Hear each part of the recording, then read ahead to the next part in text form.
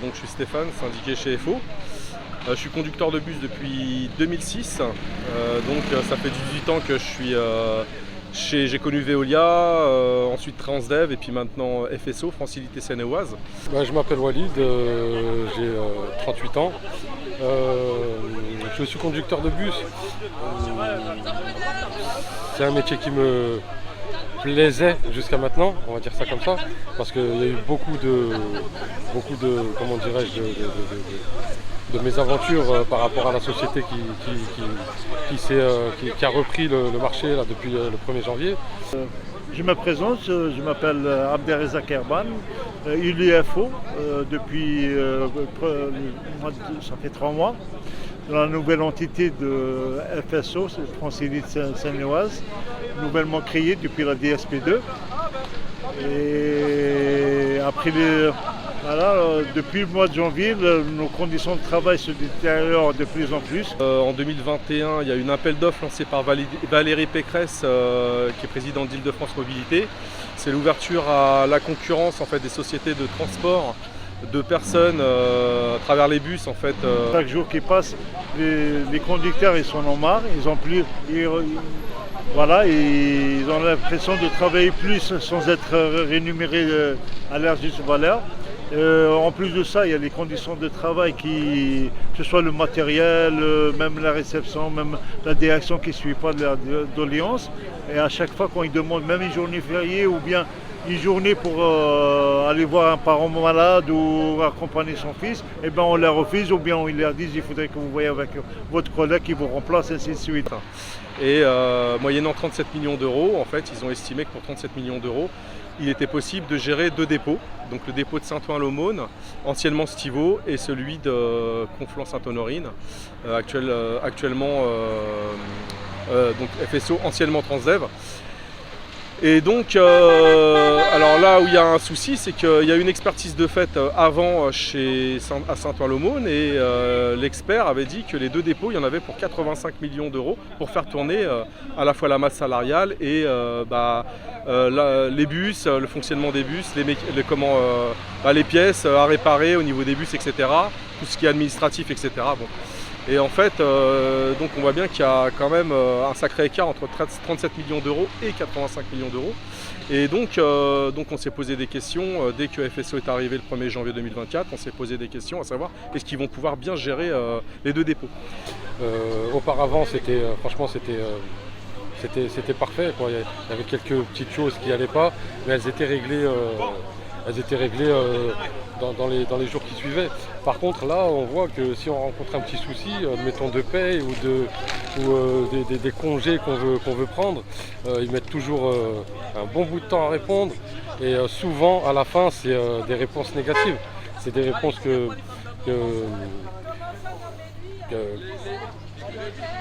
qu'on ne s'attendait pas, parce qu'ils nous font paraître que tout est possible et qu'eux, ils sont humains avant tout, comme ils nous l'ont dit. Mais avec ce qu'on voit, c'est tout le contraire, c'est tout, ça va pas. Et en fait, on s'est aperçu rapidement qu'ils ont déjà commencé à enlever. En fait, il y avait une société de nettoyage qui était là du lundi et qui nettoyait avant les bus du lundi dans les 2 dépôts du lundi au dimanche. Ils travaillaient donc le soir de 20h à minuit et demi à peu près. Et en fait, depuis, en fait, ils ont changé, donc ils les embauchent donc de 13h à 20h et il y a plus ils sont plus là la nuit. Excusez-moi, ils ne sont plus là le week-end. Avant, il y avait une société donc, qui nettoyait les bus le week-end. Et du coup, quand on prend nos bus, on s'est aperçu rapidement que comme ils ne sont pas là le week-end, mais qu'il y a des bus qui tournent, et le lundi matin, quand on prend nos bus, les bus sont sales. Et donc, il y a le reproche des clients, pourquoi les bus sont sales, etc. Puis même nous, en fait, on trouve que les pare-brises ne sont pas nettoyés, etc. Donc, en fait, c'est une mauvaise image de marque pour tout le monde. Et en plus de ça, le matériel qui ne suit pas, il se détériore. On arrive aux arrêts. Les girouettes qui ne fonctionnent pas, on est obligé de parler à chaque fois et c'est comme ça et on perd du temps. Surtout, il y a plein de bus en fait qui ne fonctionnaient pas en fait par manque de réparation. Et donc, ce qui s'est passé, les gens ne sortaient pas, les courses n'ont pas été réalisées en temps et en heure, ce qui fait qu'il y a eu de plus en plus de clients mécontents. Et quand ceux qui travaillaient sortaient, en fait, et sortent encore actuellement, ils se font engueuler parce qu'il manque des bus, des services. Après, ce que je peux dire, c'est quoi? C'est que tous les mois, depuis le mois de janvier, on rencontre des problèmes de fiches de paye qui manquent de l'argent. On est obligé de faire le travail de la comptabilité, de tout ça. C'est épuisant à la fin. Tous les débuts de mois, quand on reçoit sa paye, enfin notre paye, on est démoralisé. Ensuite, avec les jours qui suivent, on essaye de relativiser un petit peu. On reprend un peu de force, mais rebelote tous les fins de mois. Le moral il retombe à zéro parce qu'il manque toujours les mêmes choses. Il manque des primes, des oublis de dimanche, des oublis de tout ça, quoi. On a essayé de parler, on a essayé de demander pourquoi est-ce qu'il n'y a personne dans notre dépôt pour en parler. On est toujours obligé d'envoyer des mails, mais ils répondent pratiquement jamais. Jamais pratiquement. Donc c'est pour ça qu'il y a beaucoup moins de conducteurs qui veulent faire ce métier, et parce que le salaire de base de ce métier, en fait, quand on rentre un conducteur à son permis, il touche à peine 1 500 € net par mois. Or, on transporte, comme je dis, on transporte des humains, on ne transporte pas des tomates ou des œufs, on va dire, entre guillemets. On a quand même une responsabilité humaine, donc c'est des véhicules qui coûtent au minimum 100 000 €. Donc il y a tout ça à prendre en compte, et avec des horaires décalés, un coup du matin, un coup du soir, des horaires donc très tôt le matin, on finit aussi très tard le soir des fois. Et tout ça, ça fait que y a une charge mentale qui s'accumule, qui est très difficile. Il faut avoir une bonne hygiène de vie pour faire ce métier. Alors, vous savez, ça va être le tour de la RATP, ça va être le tour de tout le monde. On va passer tous à la casserole, et c'est malheureux. C'était un métier qui est plein d'avenir maintenant, aucun avenir, parce que le nouveau conducteur qui arrive maintenant, il est à 1500. C'est pour ça qu'on manque de conducteurs. On manque de conducteurs. Ils viennent, ils travaillent une semaine ou deux, et puis après ils repartent. Il n'est pas attractif notre métier, il n'est plus attractif. Et en plus de ça, on finit assez content avec des mal de dos et tout ça. Ça fait des années que, donc depuis 18 ans, je me suis aperçu que l'inflation, en fait,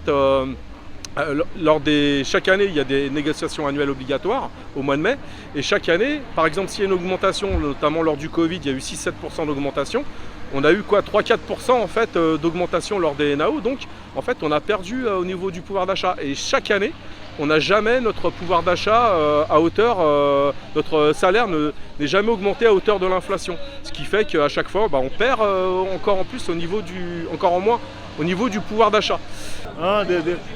Des hommes et des femmes ils sont jeunes, à 50 ans, 45 ans, ça y est, ils sont handicapés à vie. On estime en fait que dans ce métier, la majorité des conducteurs, vous pouvez les interroger, on est tous à dire que notre métier, il vaut au minimum, on devrait avoir un salaire minimum de 2 000 € net à l'entrée et dès le départ. Et alors que là, actuellement, en fait, on est à un jeune, en fait, il rentre avec 1 500 €. Et beaucoup de jeunes, en fait, sont déçus. Alors ils se disent, mais attends, on gagne que ça, 1 500 € et c'est pas assez. Donc ils s'en vont, ils restent pas, ou alors ils se mettent en intérim pour avoir les indemnités de fin de mission et les congés payés. Ça leur fait un salaire, ils arrivent à 1 800, 2 000 € net, ils s'en sortent comme ça. Et donc sinon, ils viennent pas, ils sont pas intéressés par le métier. Le métier n'est pas attractif, quoi, malheureusement, du fait du taux de l'inflation, du coût de la vie qui a augmenté. Et voilà. C'est malheureux, on est tous des personnes qui aiment le boulot, qui donnent de notre personne, mais on voit que ça ne suit pas derrière. Que ce soit les voyageurs mécontents, on essaye de leur expliquer que c'est pas de notre faute, que ça vient d'au-dessus, de la hiérarchie. Ils ont fait les services, les heures, mais eux non, ne veulent rien comprendre, ils sont pas censés savoir, et ils remettent la faute sur le conducteur, quoi. Le souci qu'il y a, c'est donc il faut une harmonisation donc, entre les deux entités, donc l'anciennement Stivo à Saint-Ouen-l'Aumône et Transdev à Conflans-Sainte-Honorine. Parce que la Stivo, eux, ils sont aux 37 heures par semaine, nous, on est sur une base de 35 heures. Et donc ils sont à la quatorzaine, c'est-à-dire qu'ils font minimum 70 heures en 2 semaines. Et ils ont 11 jours de RTT, puisqu'ils font 37 heures par semaine, mais nous on fait 35 heures par semaine et on a 5 jours de RTT. Et donc l'idée, c'est qu'il y a eu, pour harmoniser tout ça, donc ça pose des problèmes. Et notamment au niveau des temps de travail, il y a eu donc une augmentation des amplitudes sur beaucoup de services à Conflans qui ne plaisent pas du tout des conducteurs, parce qu'on s'est aperçu qu'il y a eu sur Conflans un conducteur, notamment sur 25 conducteurs, ils en ont enlevé un, ça fait 24 conducteurs, et ils ont augmenté pour compenser le temps de travail sur les 24 autres conducteurs, ce qui fait que ces conducteurs-là, ils finissent beaucoup plus tard maintenant. Il y a eu des services de rajouter jusqu'à 23h, plus de 23h le soir, notamment il y a des services de 13h30 à 23h30, c'est trop, ça fait à peu près 10 heures de travail en continu, c'est beaucoup trop. Donc tout ça fait que les conducteurs sont pas contents et ils voudraient une harmonisation et ils voudraient que ça se passe bien, qu'on puisse retravailler dans de bonnes conditions sans être exploité jusqu'à la trogne, parce qu'en fin de compte, il y a de plus en plus de malades, d'arrêt maladie, les gens ils en peuvent plus, on travaille, il y a trop de travail, quoi. On bosse de 5h à 13h30 et on a à peine 7 minutes entre 11h et 13h pour manger.